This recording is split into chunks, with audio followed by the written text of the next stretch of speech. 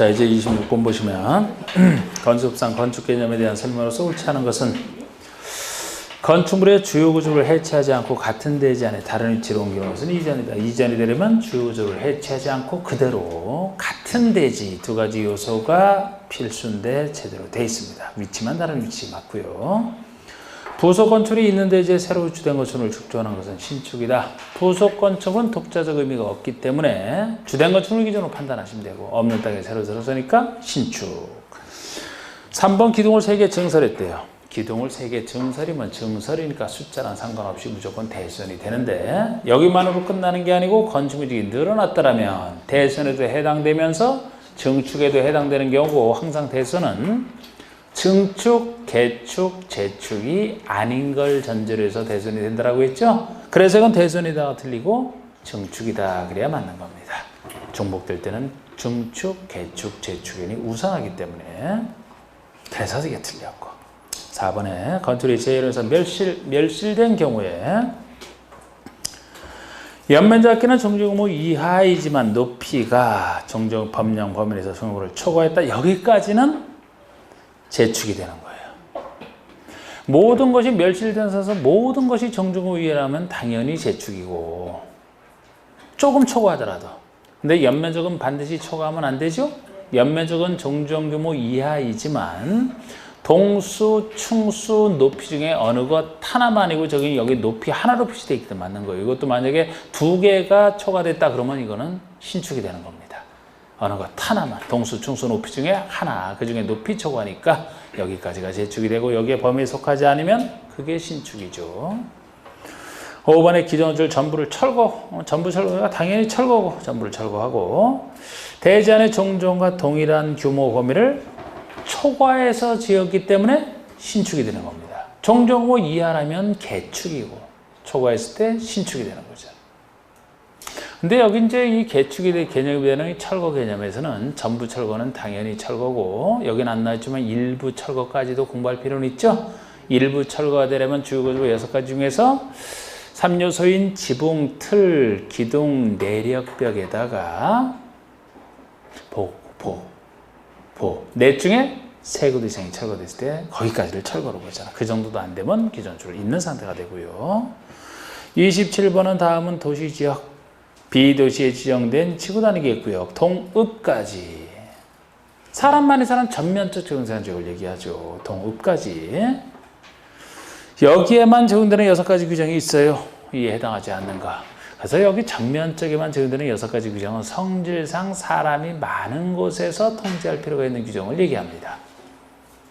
나머지 지역에서는 이 6가지 규정 빼고 나머지 규정이 적용된다 이렇게 하는 거 아닙니까? 대표적인 게 1번 대지도로 관계. 대지는 도로에 접해야 된다. 2m 접해야 된다. 이게 대지도로 관계인데 사람 많이 사는 곳에서 직접 접하지 않으면 다닐 수가 없기 때문입니다. 시골 같은 데서는 직접 접하지 않아도 다닐 때 많기 때문에 이게 전면적에만 적용되는 대표적 규정이에요. 여기랑 관련된 거 3가지는 관련된 걸로 생각하셔야 되고 그 중에 하나가 도로의 지정 폐지 변경이죠. 보통 도로 개념이 각종 법에 따라 고시가 된 게 보통 도로인데 행정청이 간단하게 지정한 도로도 도로에 포함되는 게 바로 이 도로의 지정 규정이거든요. 대지는 도로에 접해야 되는데 접하지 않을 때 간단하게 도로를 지정받아서 접하게 만드는 거기에 관련된 규정이 이겁니다. 그리고 여기는 없지만 관련된 규정으로서 건축선 지정과 건축선 지정에 의한 건축 제한 건축선 지정과 건축선에 의한 건축 제한 이 2가지. 건축선이라는 것도 대지도라 접하는 부분에 있어 어디까지 건축할 수 있는 선이냐 한계선이 건축선 아닙니까? 그리고 건축선이 지정됐으면 건축선을 침범해서 지어서는 안 된다? 이게 건축선에 의한 건축 제한이고 시골 같은 데서는 대지도로 관계에 적용이 안 되기 때문에 그런 것도 할 필요가 없어요. 사람 많이 사는 곳에서만. 그리고 나머지 2가지가 4번, 5번이잖아. 방화주건의 건축물. 시골에서는 집이 뜨문뜨문 있기 때문에 대형화재로 번질 일도 없고 이런 거 통제하는 게 무의미하다 그랬잖아. 5번에 대지 분할 제한이요? 건축물에 있는 대지가 일정한 면적에 미달되게 잘게 쪼개진 것을 금지하는 규정인데 시골에서는 잘게 쪼갤 사람도 없다. 땅 넓고 값싼데 그죠? 여기서 잘게 쪼개서 그냥 이 도시 같은 데서 조그만 집 다섯 지을까봐 이거 통제하는 규정이지. 그런 통제할 필요도 없다 그랬잖아요. 이렇게 생각하시면 돼요. 나머지는 다 전면적인 어디나 다 적용되는 규정이에요. 그럼 당연히 3번을 찾아야죠. 건폐율이든 용적률이든 높이지 아니든. 아니 건폐율 용적률 시골이라고 제한 안 난 줄 알아요. 그죠? 자연환경 보존지역은 건폐율 20, 용적률 80% 이하에서 정하지 않습니까? 어디나 다 적용되는 거 아닙니까? 시골에서도. 한도가 작을 뿐이지. 응? 28번 다음 중 시장허수가 허가하기 전에 미리 도지사 승인을 얻어야 되는 거죠. 도지사 승인 대상을 묻고 있어요. 자, 우리 건축물 건축 중에서 보통은 시장허수 구청장이 허가지만 대형 건축물을 특별시 광역시에서 지으면 구청장이 아니고 특별시장 광역시장 나오는 게 특이하고, 이거를 도에서 지으면 시장허수가 허가를 내주되 도지사 승인을 미리 받는다. 도지사는 허가권자는 아니고 승인권자다. 거기다 승인 대상이 한 두 가지 더 있잖아요.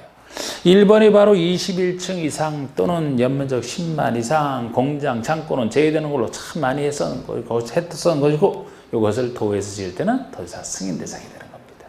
근데 추가적으로 더 있는 게 2, 3, 4번과 5번이잖아요.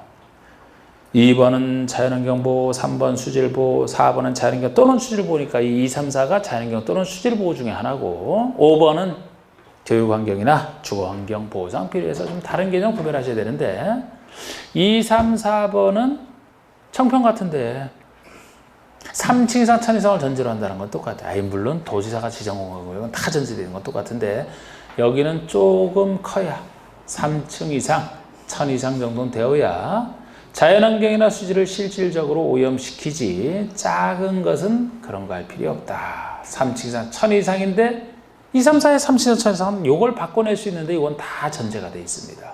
그럼 대상을 보셔야지. 사실 대상 물어보는 건 아직까지는 물어본 적은 없어요. 이게 기출을 보다니까 좀 더 어려운 거예요. 이게 지금까지 그 대상 갖고 바꿔서 틀리긴 했지. 3층 이상, 1000 이상 아닌 걸로. 응? 항상 여기 통지받는 게 밀학시설 숙박시설이죠. 4번. 밀학시설 숙박시설은 항상 통지받는 곳은 들어가요. 그리고 또 하나가 공동주택이잖아요. 그게 2번에 관련된 거죠. 우리 공동주택이라야 자연환경 수질을 오염시킬 만하다 그랬지. 주택에서 단독은 작기 때문에 그런 염려 없다. 기초적인 주택이라. 근데 2번은 바로 주택에 관련된 건데 다가구는 단독이잖아요. 그래서 안 되는 거예요. 그래서 승인 대상이 아닌 거예요. 다가구는 단독이잖아. 공동주택만 대상이라니까요. 그리고 근생 중에서는 일반 음식점, 청평에 있는 각종 카페, 일반 음식, 그게 3번 얘기고, 여기다 일반 업무시설까지만 들어가면 전체가 다 완성이 되잖아. 근데 2번은 다가구라서 안 되는 겁니다. 그리고 5번 얘기는 주거환경이나 교육환경상 필요하다 그러면은 도지사가 지정공간구역은 똑같은데, 주거환경, 교육환경을 망치는 것은 위락시설, 숙박시설로 아무리 작아도 망친다. 그래서 위락시설, 숙박시설만이고, 여기는 아까랑 달리 3층 이상, 1000 이상이 안 붙어 있죠? 모든 위락, 숙박 다 들어가죠? 이 차이점. 2번만 틀린 겁니다. 29번. 다음 건축 협상의 내용으로서 옳은 설명은 뭔 얘기야? 건축법상의 내용으로서, 협상이 아니라 건축법상 내용으로서 옳은 설명은 1번 건축법의 도로는 보행과 사용사 둘 다 가능한 너비 4m 이상의 도로로서 예정도로는 포함하지 않는다. 도로 개념 속에는 예정도로도 포함하죠. 2번 건축의 대지는 도로에 4m 이상 접하라. 이게 대지도로 관계죠. 전면적만 적용되든 2m 이상 접해야 되잖아. 접하는 부분 2m. 그러니까 충분히 드나들기에 충분하니까 2m 이상 접하는 게 원칙이에요. 물론 그 도로 개념 속에 자동차만의 통행에 사용되는 도로는 보행이 불가능하기 때문에 여기 도로에서는 제외된다는 건 맞지만 4m가 틀렸다고요. 여기다 예외 3번 연면적 2000 이상인 축사나 작물재배사, 2000 이상인 축사, 작물재배사 대지는 너비 6m 이상 되는 도로에 4m 이상 접하라. 그런데 이거는 축사, 작물재배사라서 틀린 거예요. 보통 우리가 2000 이상이면 넓으니까, 물론 공장은 3000 이상이지만 보통은 2000 이상, 공장은 3000 이상, 그죠? 이런 건 넓으니까 2가 추가됐으니까 많은 사람 살 테니까 도로 너비 4에다 2를 더하고 접하는 부분 2에다 2를 더해서 너비 6m 되는 도로에 4m 접하라는 게 맞아요. 그러나 축사장에서는 아무리 넓어도 사람 사는 게 아니기 때문에 축사 작물재배사를 관리할 사람만 드나들면 되기 때문에 다시 여기서 제외가 되고 원칙으로 돌아가서 그냥 2m 접하면 되는 겁니다. 축사 작물재배에서 틀린 거예요. 4번과 5번이 바로 건축선에 의한 건축 제한 얘기거든요. 이게 아까 전면적반 적용되던 4번의 건축물과 담장의 지표 아래 부분은 건설의 수직면을 넘어도 된다. 원래는 넘어서는 안 되죠. 근데 지표 아래는 되잖아. 지표 아래니까 되잖아. 땅 밑으로 누가 다닐 사람 없으니까 지표 아래 부분은 넘어도 됩니다. 그래서 맞아요. 5번의 도로면으로부터 높이 8m 이하에 있는 출입구나 창문은 열고 닫을 때 건축의 수직면을 넘지 아니하는 구조로 해야 된다. 이거는 도로면으로부터 높이 4.5m 육교 높이 이하일 때지 8m까지가 아니고, 육교 높이 이하에서는 출입구나 창문을 글쎄 열었을 때 침범하는 구조만 와서 부딪혀서 안 된다 그랬잖아요. 넘지 않는 구조로 해야 된다. 4.5m 넘어서는 넘어도 상관없어요. 4.5m 이하에서. 30번의 결합건축에 대한 설명을 드린 거, 전체 여러 사람에 관련된 건축 협정과 구별해야 될, 결합하여 건축한다는 것은 두 땅 사이에서 용적률만 결합해서 좀 더 작은 두 땅 사이의 문제이기 때문에 건축 협정 체결할 때는 전원합의고 폐지할 때는 과반수동이지만 결합건축은 두 땅 사이의 문제이기 때문에 체결할 때도 폐지할 때도 두 사람 전원합의다. 그리고 용적률 1번 용적률에는 뭐 건폐율 다른 거 얘기하면 틀려요. 결합건축은 항상 용적률만 결합하는 거야. 두 땅 사이에서 용적률을 개별대지마다 적용하지 않고 두 개 대지를 대상으로 통합 적용하여 건축을 건축하는 게 결합건축 개념 맞고요. 대지 간의 최단 거리가 100m 이내, 너무 멀리 떨어져 있으면 안 돼. 100m 이내 범위에서 두 개 대지 건축주가 두 땅 사이에 서로 합의한 경우에 결합건축 가능합니다. 서로 합의했을 때. 3번에 두 개 대지를 소유한 자가 한 명이다. 그리고 한 사람이 두 땅 가지고 있으니까 한 사람이 두 땅에 대한 합의 효과가 생겨요. 그래서 바로 결합건축할 수 있고요. 협정책을 유지하는 최소 30년. 건축협정이라면 착공신고했다면 20년 지나야 폐지인가 가능하죠? 용적률 결합이라 이건 좀 더 긴 30년. 5번의 결합건축협정서를 폐지할 때 체결자 과반, 두 사람 사이에 과반이 어디 있어요? 전원이 동의하여 전원 동의했으니까 이건 인가도 없어요. 그냥 신고만 하면 됩니다. 폐지 신고. 전원 동의라는 거죠. 그 다음에 31번 건수상 이행강제금에 대한 설명이다. 옳은 거. 건수상 이행강제금이면 위반 건축에 대한 조치고 법을 위반한 정도에 따라서 달라지죠. 그죠? 중대한 위반 4가지. 건축 허가나 신고 없이 건축했다. 건폐율 의무를 초과했다. 중대한 위반 4가지는 약 시가부채의 50%에다가 이 4가지에 따른 비율을 곱해줘야 최대치가 완성이 되고, 기타 위반이면 시가부채의 약 10%가 최대치가 되는. 근데 10%는 간단하기 때문에 이제 중대한 위반. 각각 시가표준의 50%에다가 100%를 곱할 것이냐, 90이냐, 80이냐, 70이냐 곱할 것이냐. 100% 곱하는 게 뭐예요? 허가 없이. 90%짜리는 용적률 초과, 80%짜리 건폐율 초과, 70% 곱해주는 거. 무신고, 신고 없이 건축한 경우 순서대로 위반 순서에 따라. 그래서 1번은 건축을 허가 없이 건축한 경우잖아. 제일 큰 위반이죠. 그래서 제곱 1제곱미터나 시가표준액 50% 금액의 위반 면적을 곱한 금액, 여기다 위반 면적을 곱한 금액이 약 전체의 50%가 되는데, 다시 여기다 곱해주기를 100분의 90을 곱한 금액이 아니고 100분의 100을, 그래 100%를 곱해야 되죠. 틀렸고. 2번은 신고 없이 건축한 경우이기 때문에 아까 그 금액에다가 70% 곱한다. 이게 맞고, 넷 중에서는 제일 낮은 것이라 이게 맞고. 3번은 용적률 초과인데 맨 끝에 100분의 80을 곱한다 그래서 틀린 거예요. 용적률 초과라면 두 번째 중대하잖아. 100분의 90을 곱해줘야죠. 80 곱해주는 건 건폐율 초과라니까요. 그리고 4번에 허가권 전환 최초의 시정명의 신화를 기준으로 하여 1년에 1회씩 부가증서하는 게 아니고 1년에 2회 이내에서 건축법상 이행하죠. 1년에 2번까지 가능합니다. 2회 이내에서. 5번은 면적 85의 주거건축물은 원칙적 이행하죠. 2분의 범위 안에서 졸여가서 하는 금액을 부과한다. 최대 2분의 1까지 깎아주는 것은 60이야. 주거용 건축물에서 아주 서민들인 소형 주택 60이하 가진 사람에게만 최대치의 2분의 1을 깎아주는 혜택을 주겠다는 겁니다. 60이하입니다. 32번 이제 주택법상 용어에 대한 설명으로서 옳지 않은 것 주택법상 용어 건축법의 특별법인 주택법 단독은 단독 다중 다가구를 말한다. 맞아요. 건축법과 차이점입니다. 원래 건축법에서는 단독 다중 다가구에다가 공간까지가 들어가잖아. 단독주택 종류에. 여기는 공간이 빠져요. 주택법에서는 단독주택을 30호 이상 지을 때 적용되는 것이기 때문에 공간을 한꺼번에 30호 이상 지는 경우가 없거든요. 공동주택은 아파트 엘리베이터 타세대. 이것도 차이죠? 요거 외에 원래 건축법에서는 기숙사까지 있는데 주택법에서는 기숙사는 주택이 아니고 준주택 오너다기에 들어가는 게 기숙사잖아. 차이점. 맞습니다. 두 번째. 한국토지주택공사에서 건설하는 주택은 국민주택에 속한다. 이렇게만 얘기하면 뭐 LH공사가 지은 것은 모든 것이 면적에 상관없이 국민주택이고 민주주택 하나도 없게 무슨 말이 빠져서 틀렸어요? 국민주택 규모 이하 이 말이 빠져서 틀린 것이. 여기처럼 공공이 지었더라 아니면 민간이 지었더라도 국가지자체 재정을 지원받았다 아니면 주택 도시기금의 자금을 지원받았다 이 말이 들어가더라도 반드시 국민주택이라는 말을 쓰기 위해서는 국민주택 규모 이하 이 말이 들어가야만 돼요. 그래서 국민주택 규모라는 게 전용면적 85 이하가 원칙이고 촌에 수도권의 지방 중에서 촌, 즉 수도권을 제외한 지역 중에서도 도시지역이 아닌 읍면만 100 이하잖아. 그게 국민주택 규모잖아. 그 말이 빠지면 틀리죠.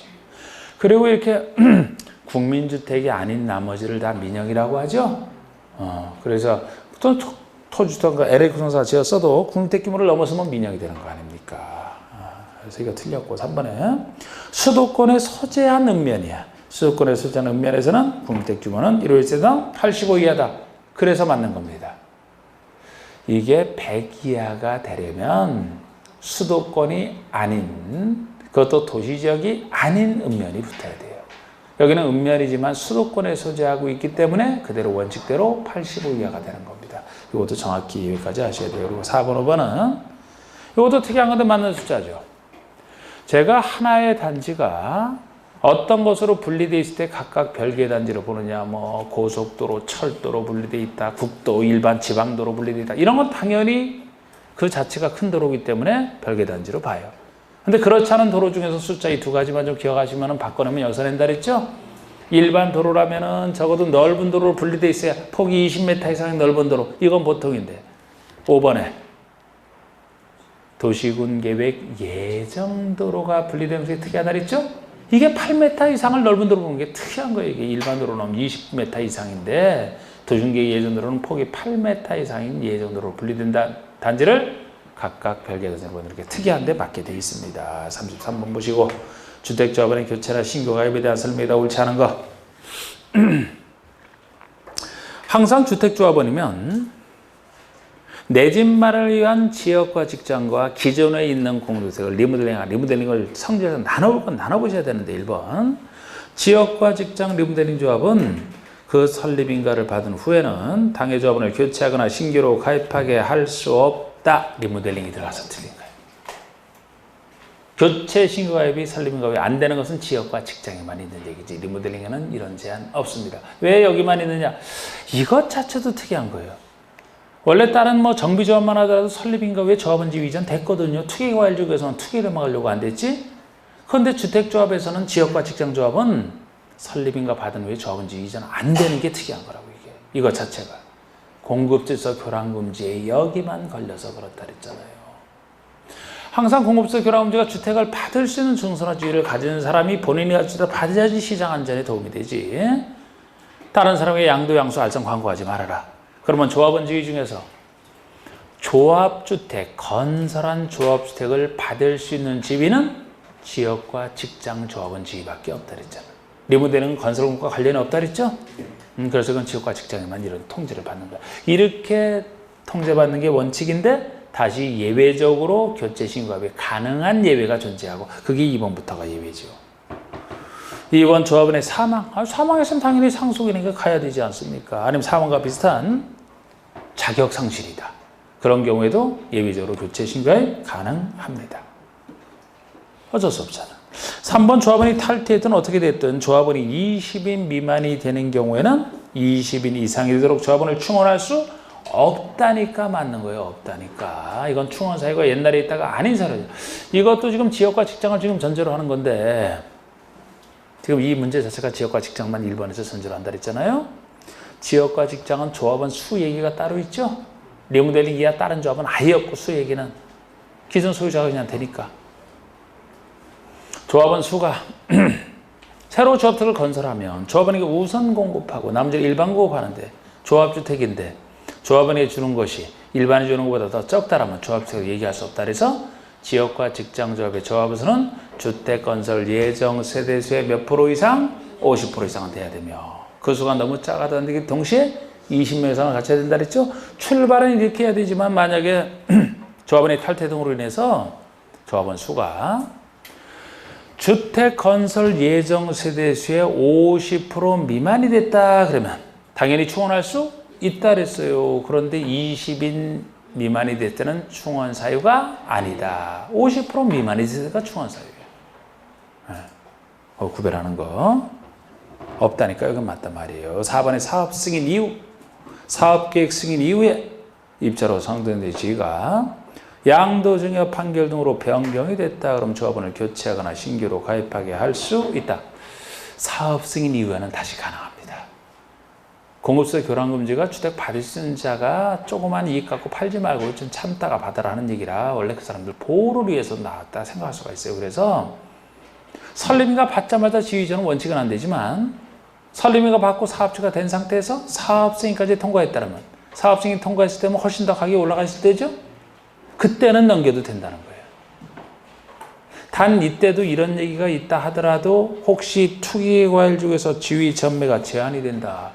우리 저 투기과일에서 입자로 선정된 지가 전매 못하는 경우 있죠. 그런 얘기를 하면 전매 못하니까 남에게 넘길 수 없겠네. 거기에 걸려서. 그런 경우 그러하지 아니하다. 얘기 나오면 이렇게 나오는 대로 판단하시고 오히려 4번보다 5번이 많이 나오는데 변경되는 자는 조합의 설립인가 신청을 기준으로 조합원 자격 요건을 충족해야 된다. 이 변경되는 데 조합원 아닌 자는 될 수가 없어요. 조합원 자격을 다 갖춰야 되는데 변경 당시가 아니고 교체 당시가 아니고 기존 조합원과 똑같이 다르고 해서 우리 지역과 직장도 기존 조합원이 무주택 85일 한 채에 언제부터 자격이 있어야 돼요? 조합 설립인가? 신청 당시부터? 조합주택에 입주 가능일까지 자격이 있어야 되죠? 그래서 교체 신고가입 당시가 아니고 변경되는 똑같이 다르기 위해서 조합 설립인가 신청 당시를 기준으로 한다. 이건 맞게 표현되어 있습니다. 그러나 항상 상속은 예외라. 어쩔 수 없이 받는 것이라. 상속으로 받을 때는 자격 요건을 필요로 하지 않죠. 이런 것도 34번. 주택건설사업 시행에 대한 다음 설명 중 가장 옳은 거. 이 사업으로서 해당 대지면적이 10만 이상인 경우는 시도사 대도시장의 사업 승인을 받아야 된다. 사업 승인권자에게 한다. 이게 단순히 맞는 거예요. 그냥. 여러분 사업 승인권자에서는 국장이 하는 특별한 경우를 따로 기억하시고 국장이 하는 경우 외의 것 중에서 대지면적이 10만 이상이면 마치 관리기 결정권자처럼 시도사 대도시장. 그래서 이게 맞고 10만 미만이면 이반권자처럼 특광시장운수. 이걸 조합을 해보면은 특별시에서부터 대도시까지, 즉 대도시장 이상인 사람은 10만 이상 미만이든 결국 그 사람이 한다 그랬고 대도시가 아닌 보통의 시장은 수거냐 도지사가 아니냐 여기서 차이가 생기는 게 관리계획 위반 결정처럼 10만 미만이면 시장은 수 10만 이상이면 도지사죠. 국장이 아닌 것 중에서 하는 거예요. 지금 국장이라는 건 따로 기억하시는데 2번 국가, 지자체, 토지대공사, 지방공사가 사업을 시행할 때는 국장의 사업 승인을 받아야 된다. 규모에 상관없이 국장의 사업 승인을 받아야 되는 경우는 여기서는 지자체와 지방공사를 빼야 맞는 거예요. 규모에 상관없이 공공 중에서도 국가랑 토지주택공사라면 전국을 대상으로 사업을 할 사람이라 그랬잖아요. 국장이 받는 게 편하다는 겁니다. 근데 지자체나 지방공사가 혹시 다른 요건 갖추면 몰라도 이렇게만 나올 때는 이 사람들은 지방에서만 사업을 할 사람인데 국장이 받으려면 우리가 불편하단 말이에요. 국가랑 토지주택공사. 그리고 항상 제가 주택법에서는 공공에 해당하는 자가 50%를 초과하여 출자한 위탁관리 부동산 투자회사가 공공주택 건설 사업을 한다. 그러면은 공공 중에서 토지주택공사처럼 봐주시라고 했죠. 그래서 그런 얘기가 나오든지 토지주택공사처럼 국장이 받는다 보시면 돼요. 그래서 이거를 좀 주의하시면 되는 거고 국장에서 다른 건 제가 안 써놨는데 또 국장에서 사업 시행되는 것은 누가 했든지 상관없이 대규모 사업 있잖아. 막 330만 이상의 택지개발, 도시개발 사업 얘기할 때 그죠? 큰 사업이니까 국장. 또 하나는 긴급한 주택에서 긴급하니까 예외고 지역균형개발이라면 국가 차원에서야 지역균형개발이 되겠죠? 지자체장에 맡기면 싸우기만 하겠지? 광역지원에 조정이 필요해도 지자체 간에 합의가 안 될 때 조정 필요한 그 국가 차원에서 하는 것이다. 그럴 때는 당연히 국장이 들어갑니다. 근데 특히 2번 주의하시라고 2번을 낸 거고 3번에 사업 승인을 받은 사업 주체는 승인을 얻은 때로부터 3년 내 공사 시작해야 된다. 5년이죠, 5년. 또 해봅시다, 뭐, 시간 떠나서.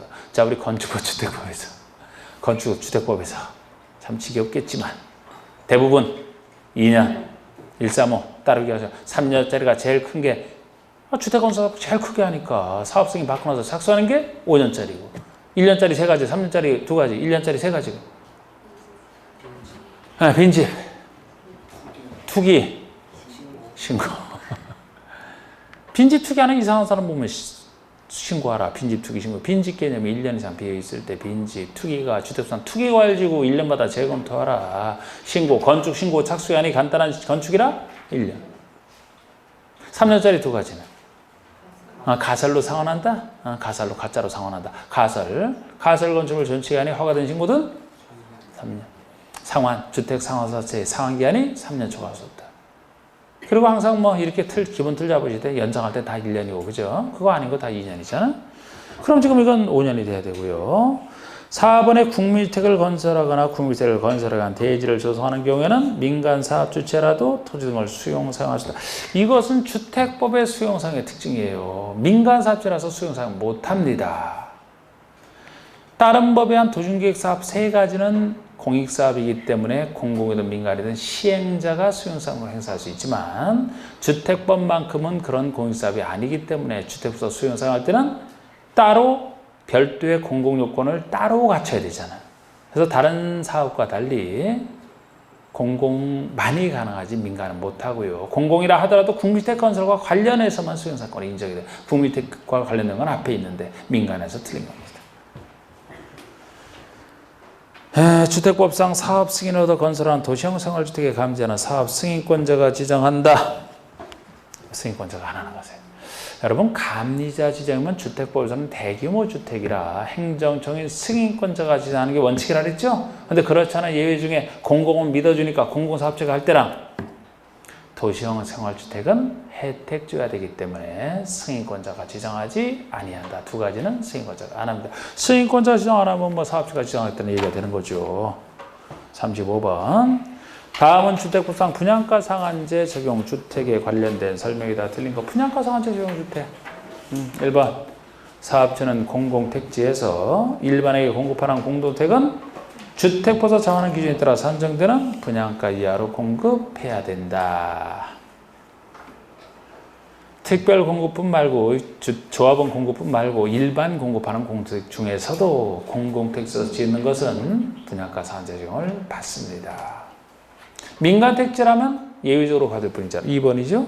사업체가 공동택지 외의택지 민간 택지에서 일반에게 공급하는 공동택은 언제나 분양가 상한제 적용을 받지 아니한다. 언제나 때문에 틀린 거예요.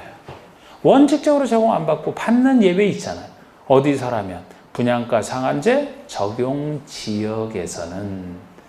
그래서 요새 지금 제일 정부가 신경 쓰는 게 분양가 상한제 적용 지역 요거를 빨리 지정하려고 요건을 낮추는 것에 신경 쓰고 있잖아요, 지금. 그래서 민간 택지에서는 분양가 상한제 적용 지역에서는 적용을 받습니다. 그런 지역이 아니면 보통 안 받고. 그래서 언제나 안 받는다는 게 틀렸죠. 그리고 3번에 관광특구에서 건설 오파는 공동택으로서 해당 건축의 층수가 50층 이상 또는 높이가 150m 이상인 경우는 분양가 상한제 적용을 받지 않는다. 유명한 얘기지. 원래 분양가 상한제 적용을 받지 않는다 하더라도 개별적인 분양권 전매제한은 받아요. 그런데 이 경우는 분양가 상한제 적용도 받지 않으면서 분양권 전매 제한도 받지 않는 좋은 거 3가지 중에 하나가 이거잖아. 여기 없지만 좋은 것 중에 하나가 도시형 생활주택은 처음부터 안 받는다 그랬죠? 도시형 생활주택 장려. 그리고 경제자격위원회에서 안 받기로 의결한 건 뭐 길어서 그렇고 이것도 많이 나왔던 거. 관광특구를 전제로 해서 큰 공동택 유도 50층 이상 또는 곱하기 3에서 150m 이상 둘 중에 하나인 공동주택 요거. 4번에 공공택지주택을 공급하는 경우 택지비는 공급가격에 국토 같은 걸 이용하지 않은 택지하는 경우 가산한 금액으로 한다. 항상 이제 분양가는 그 택지비와 건축비로 구성이 되는데 공공택지에서 택지비는 사업체가 별로 억울해하지 않았다. 그래서 지금도 그냥 남아있다. 그 공급한 가격을 그대로 인정을 해줘요. 공공택지에서 사업한 사람이 공급한 가격을 그대로 인정해줘요. 공급가격에다가 명의정하는 비용을 가산하는 것을 얼마나 가산할지가 여기서 조금 이제 제한을 받을 뿐이지. 그래서 이거는 뭐 별로 억울할 것도 없고 여기는 안 나와있지만 이 분양가 공시도 사업체가 하게 돼 있어요. 공공택지에서는. 떳떳하게 알려주라는 겁니다. 근데 민간택지 5번에 분양가 상한제 적용 지역에서 주택을 공급하는 경우 택지비. 이렇게 분양가 상한제 적용 지역이라는 말 자체가 민간택지에서 적용을 받는 곳을 얘기하는 겁니다. 그러니까 민간택지라 민간택지는 실제 매입한 가격에 있어도 매입가를 인정해 주지 않고 감정가격에다가 명의정하는 비용을 가산한 금액으로 하는 게 원칙이고 예외적으로 매입가를 인정하기 때문에 민간택지 사업체가 싫어했던 것이고 민간택지는 참고로 분양가 공시도 원칙적으로 안 합니다. 공공택지에서는 다 하게 돼 있지만 36번의 주택부서 사업을 공고별로 분할하여 시행하는 경우에 대한 설명이 다 옳지 않은 거 됐는데 항상 공고별로 분할해서 할 때 공고별로 분할하여 시행할 땐 각 공고별로 300세대 이상을 건축해야 된다. 야, 우리 둘이 상담하는 게 공고고 공고한 경계는 폭이 6m 이상은 되지만 이게 더 중요하죠. 그죠? 각 공고별로 300세대 이상은 건설해야 된다. 2번 공고별로 분할하여 주택을 건설 공급할 수 있는 주택 단지는 전체 세대가 500세대 이상 500 안 돼. 600세대 이상은 돼야 돼요. 하나의 주택 단지를 둘 이상으로 나누는 게 공고이기 때문에 최소 둘로 나눠야 되고 각 공고별로 300세대는 건설해야 되고 최소 600세대 이상인 단지라야 공고별 사업이 가능하다. 이렇게 우리가 봤던 거 아닙니까? 3번의 사업주는 최초 공고는 사업 승인 받을 때도 5년 내에 공사를 시작해야 된다. 항상 최초 공고와 기타 공고 나눠보는 거. 여러분 최초 공고라면 이게 처음 시작하는 것이라 이것이 승인 받은 때로부터 5년이 되지.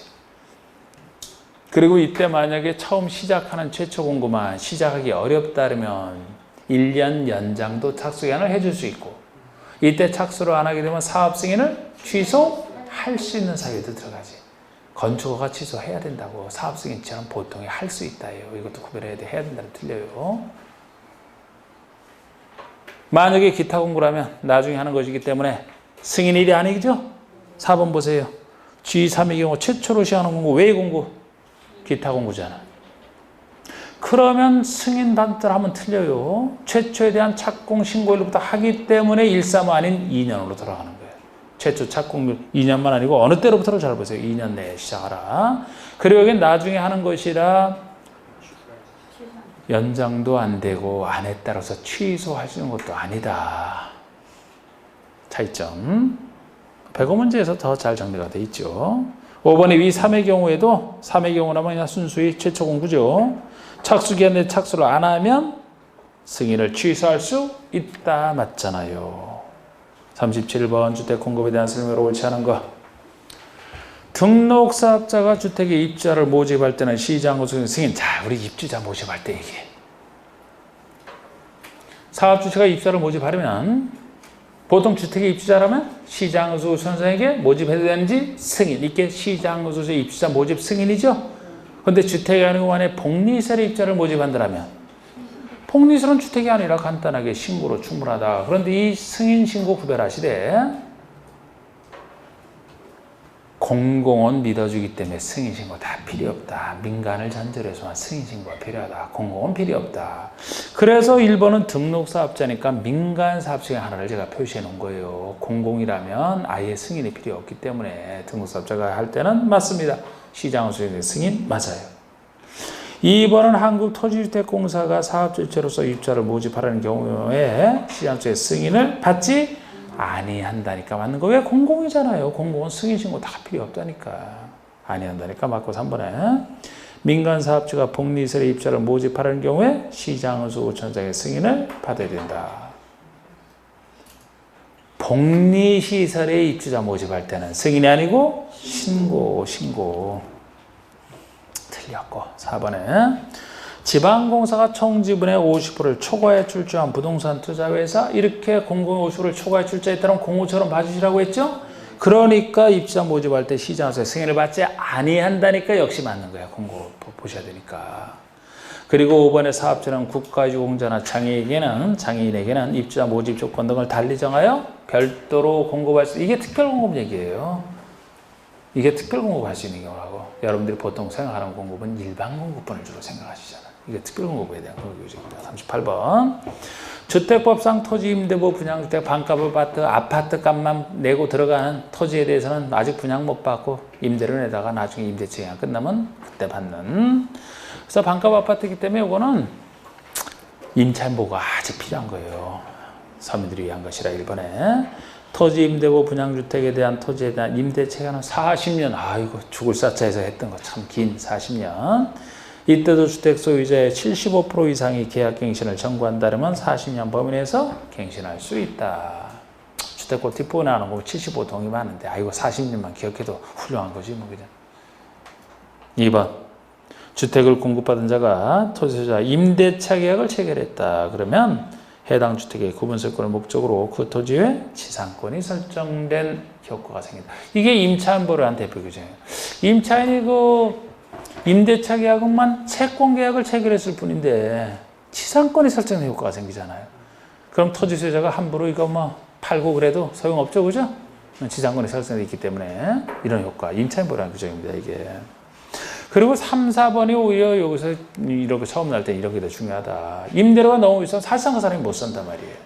그래서 이건 임대료 산정에 대한 얘기인데 3번의 공공택지의 경우 4번은 공공택지 외 민간택지를 이렇게 나눠서 임대료가 하나는 조성원가 3번은 조성원가에 3년 만기 정기예금 이자율 정도를 산정하는 금액이 나오는데 4번이 매입가라서 틀린 거예요. 매입가가 아니고 감정평가액에다 3년 만기 이자를 산정하겠죠. 매입가라서 틀린 겁니다. 근데 실제 매입가나 시가 기준으로 하는 건 아예 없어요. 여기서는. 그러면 가격이 너무 올라가서 반값 아파트 들어온 사람이 관리비 때문에 못 살아. 임대료 때문에 못 살아요. 매입가 이런 건 없고 매입가보다 조금 약한 감정가격이나 더 약한 조성 원가를 가지고 하는 건데 이왕 공공택지라면 공고사로 조성된 땅이니까 거기서 지어서 공급한 사람은 좀 더 서민들에서 희생하라. 공공택지니까 그게 조성원가고 민간택지라면 감정가액 둘을 구별하시는 게 필요해요. 3년 만기 똑같고. 그래서 4번 틀렸습니다. 5번에 토지사는 토지 임대료 약정을 체결한 후 2년이 지나기 전에는 토지 임대료 증액을 청구할 수 없다. 1,3하니까 2년은 맞는데 2년이 지나기 전까지는 증액을 청구해서는 안 된다는 거예요. 임차인에게 불리하게 되니까. 만약에 2년이 지나기 전에 감액을 청구할 수 없다. 그럼 틀리죠. 숫자는 맞아도 그 내용은 틀리죠. 감액은 언제든지 가능해요. 감액될수록 임차인은 신나는데 기간 안 됐으니까 아직 감액하시면 안 됩니다. 무엇을 위해서? 2년 지나기 전에 증액을 청구하지 못한다. 감액은 가능합니다. 39번의 농지 소유 상한제와 관련된 설명이다. 옳은 거.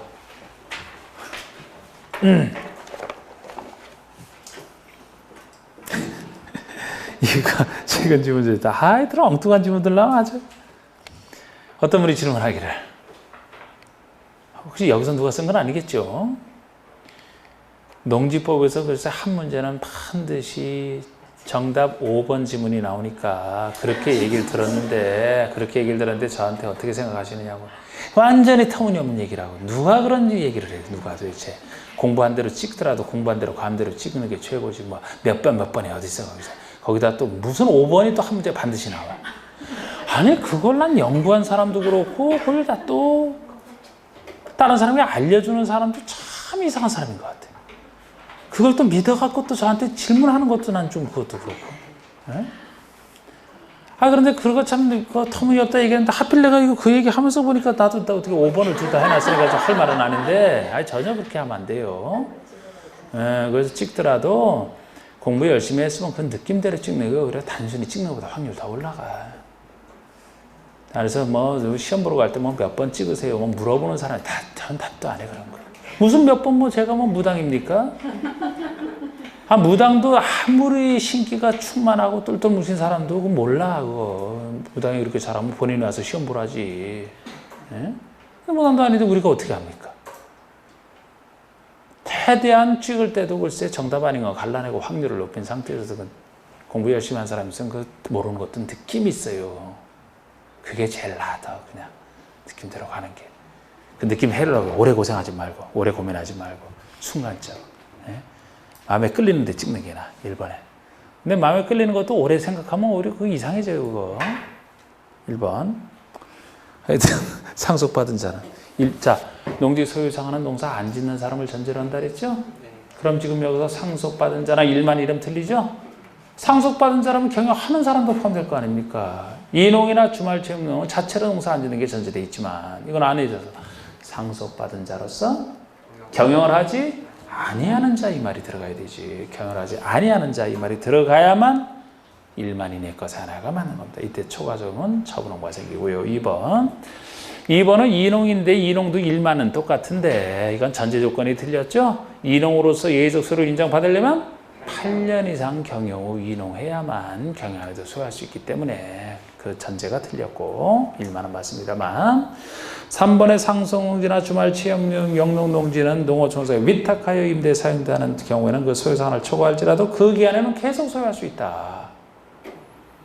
주말체험 영농농지가 들어가서 틀렸어요. 주말체험 농지 대신에 이농을 넣어야 돼.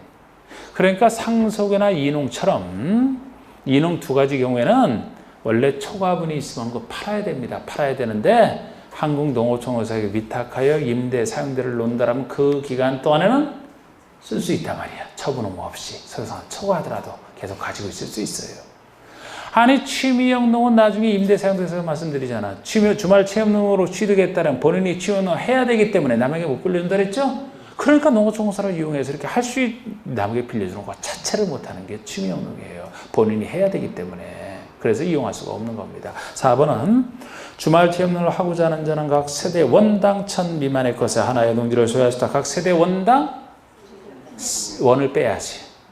아까 1, 2번과 달리 주말 체험농은 온 가족이 함께 취미영농 하는 것이기 때문에 세대원 전부가 소유하는 총 면적, 즉 세대당 면적이 1000 미만입니다.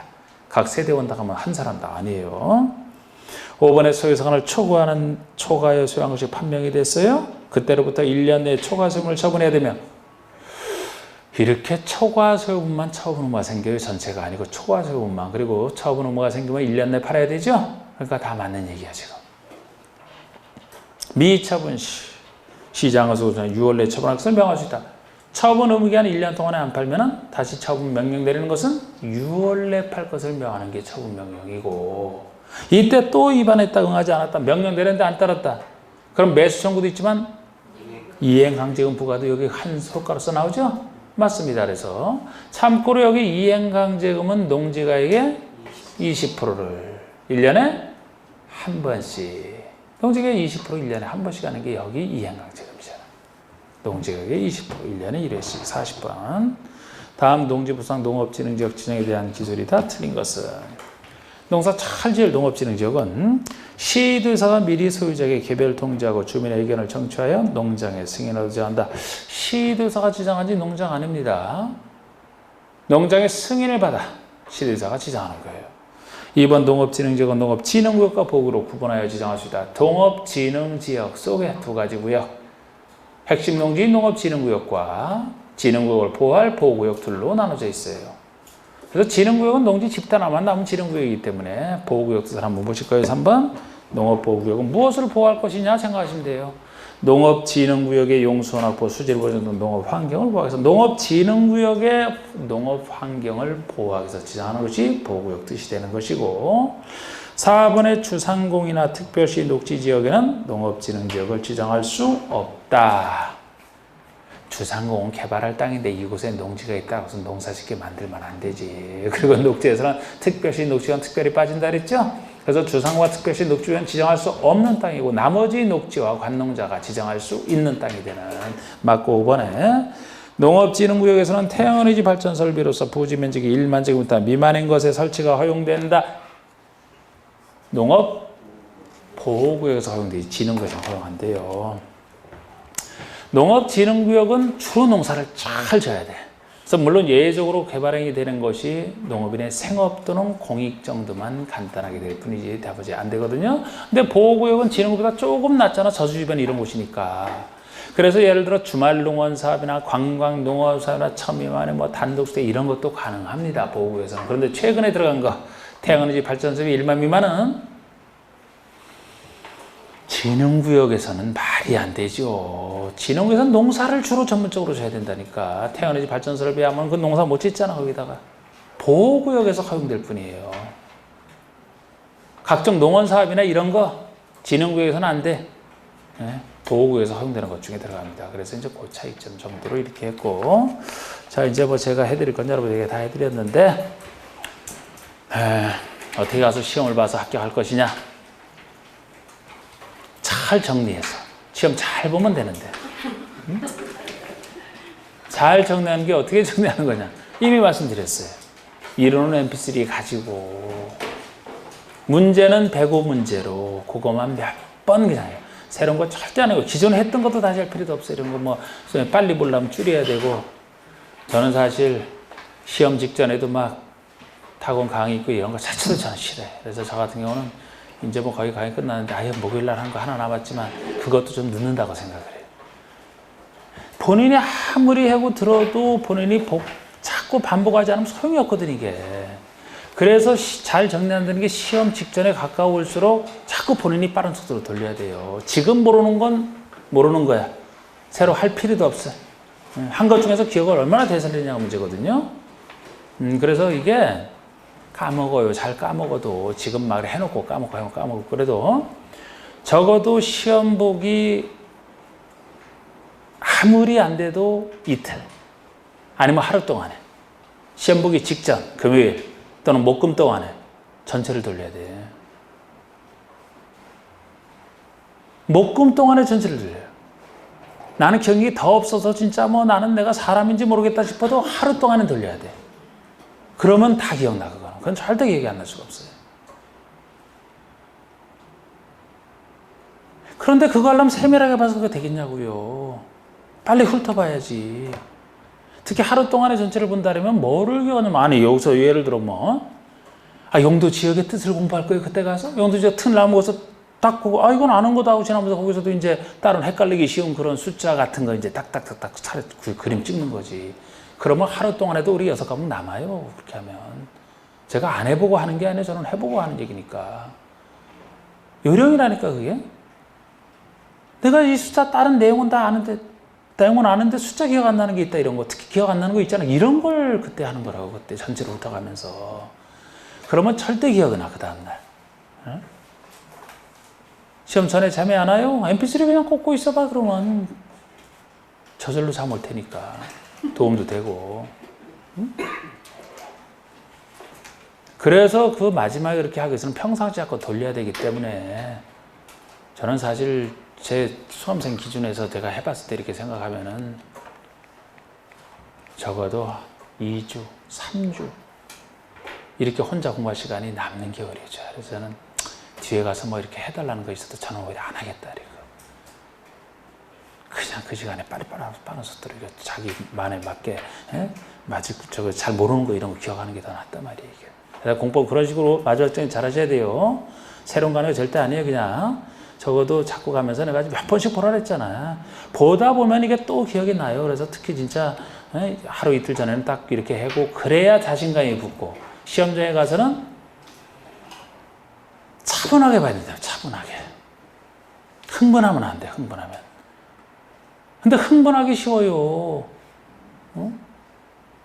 왜 쉽냐? 이상한 문제 딱 보고서 이거 떨어질까봐, 이거네 못 푸는데 떨어질까봐. 근데 어차피 틀리라는 문제는 나온단 말이에요, 이거는. 각 과목별 30%는 생각해야 돼요. 그러면 한 문제 1분 15초가 주어질 거야, 아마. 그래도 읽어보거나 이게 모르는 건지 아는지 알 수가 있죠? 그럼 15초만 투자하면 돼, 한 문제. 그럼 1분이 남기잖아. 7문제 모르겠다 그럼 7분, 그거 안 풀면서 7분 남는 거예요. 이렇게 긍정적으로 생각해야지. 이거 내가 못 푸는 문제 나왔네. 또 나왔네. 아니 뭐 100점 맞아야 돼? 60점 합격인데? 아까 두 문제 하나만 정확히 맞춰야 된다 그랬잖아. 이 틀린 문제 보고 이거 틀려서 어떡하나 이런 생각에 사람을 흔든다니까요. 사람의 마음이 흔들리게 되면은 안 보여. 공부했던 게 안 보인단 말이야. 시험 끝나고 와서 보여. 최악이야 이게. 떨어져도 된다는 생각으로 봐요. 꼭 붙으려고 노력하지 말고 떨어져도 된다는 그런 생각으로 보시라고. 모의고사를 볼 때는 실전처럼 생각해야 된다 그런 얘기 들으셨잖아요. 모의고사는 모의라는 걸 알기 때문에 실전처럼 이렇게 생각을 안 하고 그러면 그거 아무 긴장감이 없어 도움이 안 돼. 실전처럼 봐야 돼. 떨어지면 안 된다 이런 생각으로. 실전은 모의고사처럼 봐야 돼. 그런 얘기 많이 들었죠? 그게 오히려 실전에서 가만둬도 긴장이 되기 때문에 떨어져도 된다는 이런 생각으로 모의고사처럼 봐야 오히려 이 긴장됐던 게 안정화된다 말이에요. 모의고사는 이게 너무 없으니까 끌어올리려고 하는 거고. 그래서 준비할 때는 꼭 합격하겠다는 자세로 준비하시되 시험장 가서는 마음 놓고 푸시란 말이에요. 어려운 게 있으면 아이고 시간 절약되네. 졌네. 그리고 아는 것 중에서 풀면 되는데 아는 거에서도 저는 다 5가지 질문을 공부하라고 내지만 한두 질문 이상한 거 꼭 나. 기출문제 한번 봐봐요. 기출문제 공부 잘 못하는 사람들이 그 이상한 질문을 알려고 노력을 해. 이상한 질문 거의 정답 아니에요. 아는 질문에 정답이 있어요. 중요한 질문을 정답화 시켜야 된다. 그것 때문에 그렇습니다. 그러니까 오히려 아는 문제 풀다가도 이상한 질문 한두 개 섞어 있으면 그 여러분들을 현혹시키는 질문이지 오히려 그런 거 나오면 아는 것부터 찾아보면 돼. 그런 거 무시하고. 그러면 시간이 우리가 충분하고 찍을 때 감내해서 찍어도 시간 충분합니다. 네? 그래서 깡이 중요해요. 깡이 마음에서 흔들리지 않는 게 중요하다고. 마음이 차분해져야 오랫동안 기억 안 하고 생각이 나. 마치 평평한 구름, 아주 그 평온한 그 물에 그냥 온갖 배경이 다 비쳐서 보이듯이. 근데 바람이 싹 불면 이게 흔들리죠? 파랑이 일죠? 아무것도 안 보여, 그러면. 그래서 시험장에서는 배짱이 필요해, 배짱이. 네, 시험을 즐기는. 내가 맞출 건 맞추고 틀릴 거 틀린다.